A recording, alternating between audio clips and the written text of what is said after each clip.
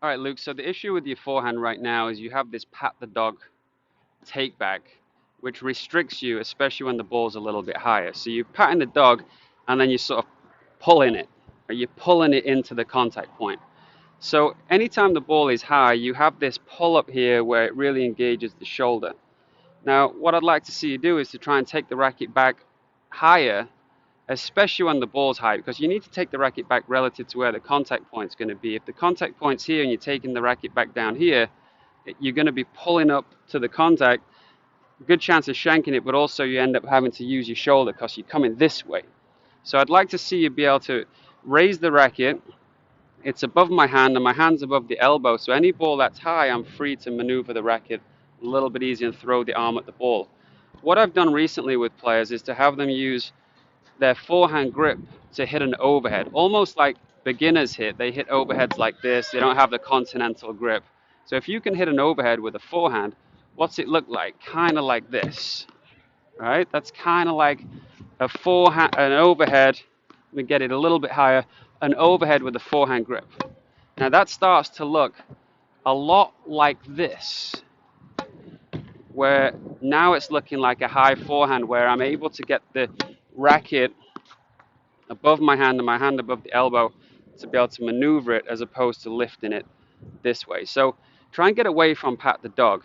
Even on regular forehand, start with the racket high, above your hand, hand above the elbow, and if the ball's low, then you can drop it and you can hit your regular shot, and you might find that as part of that motion, you end up in this sort of pat the dog position. But by starting here and delivering everything from here, it's a problem, especially when the ball gets high.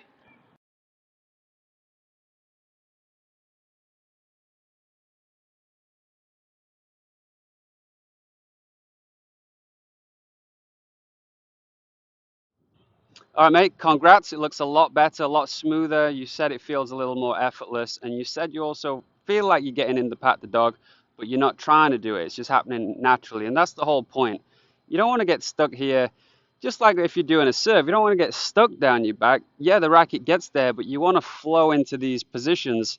Naturally, the racket might face the floor, but again, just nice and smooth through it. You don't want to get stuck in that position because once you get stuck, you have to come out of it by doing something a little awkward, which for you is sort of pulling the racket. So you drop the racket here and then you pull. Now, even though you've smoothed it out a little bit, you still have sort of a pulling motion. So let's say I get into this position here. I can do it either by pulling or I can do it by throwing my arm at the ball.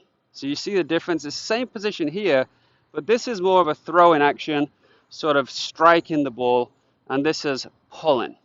When you pull is a different kind of energy, and it makes you have to sort of pull through the strike, either have to fake the pronation, or you have to get the power by sort of jumping into it because you're actually pulling into the contact point. So there's a difference between pulling into this and throwing the racket into that position. And you get a different kinetic chain because when you pull, the kinetic chain kind of stops at the shoulder. And that's why you have to sort of use the wrist and jump into the shot a lot more. If you can just try and use a throwing motion, and I've used this before of demonstrating it's like skimming a stone across a pond, and you get that sort of transfer of energy through the hips, you supinate through the arm, you get that kind of whippy motion where you can generate racket speed as opposed to it being a little bit tight because you've pulled it. Again, look at the difference. The last one has more of a kinetic chain. You use the arm, the wrist to rotate and pronate the arm. This becomes a little bit stiff. I hope that makes sense. I hope you can see the difference. Fine line between pulling and throwing. Just one thing to understand is that when I'm saying it's a throwing motion, it's just to understand the kinetic chain. It's not literally getting on court and throwing the racket at things, because obviously you're going to lose control. But understand the kinetic chain. A throw is very different than a pull. You caught me in action.